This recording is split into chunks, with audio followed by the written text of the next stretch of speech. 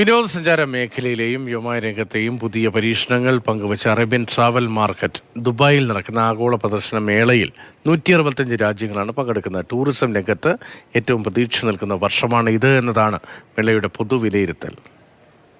വിനോദസഞ്ചാര ഭൂപടത്തിൽ ശ്രദ്ധേയമായ സ്ഥാനമുള്ള ലോകത്തിലെ എല്ലാ രാജ്യങ്ങളും 4 ദിവസത്തെ അറേബ്യൻ ട്രാവൽ മാർക്കറ്റിൽ പങ്കെടുക്കുന്നുണ്ട്. UAEയും സൗദി അറേബ്യയും ഖത്തറുമെല്ലാം അണിനിരക്കുന്ന മിഡിൽ ഈസ്റ്റിലെ പവലിയനുകളിലാണ് ഏറ്റവും വലിയ തിരക്ക്.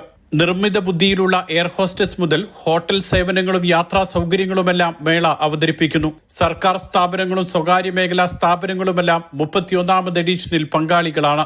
Dubai Tourism Board has been quite supportive in terms of helping and in terms of visas for certain nationalities and certain countries. So they are very helpful and in supporting us as a travel company. വിമാന കമ്പനികൾ, travel tourism രംഗത്തെ അന്താരാഷ്ട്ര സ്ഥാപനങ്ങൾ, സർക്കാർ ഏജൻസികൾ, സ്വകാര്യ tour ഓപ്പറേറ്റർമാർ എന്നിങ്ങനെ 2300 സ്ഥാപനങ്ങൾ അറേബ്യൻ ട്രാവൽ മാർക്കറ്റിലുണ്ട്. ഹോട്ടൽ റിസോർട്ട് രംഗത്തെ പ്രമുഖരാണ് മറ്റൊരു സാന്നിധ്യം. Dubai is promoting things, advertising things.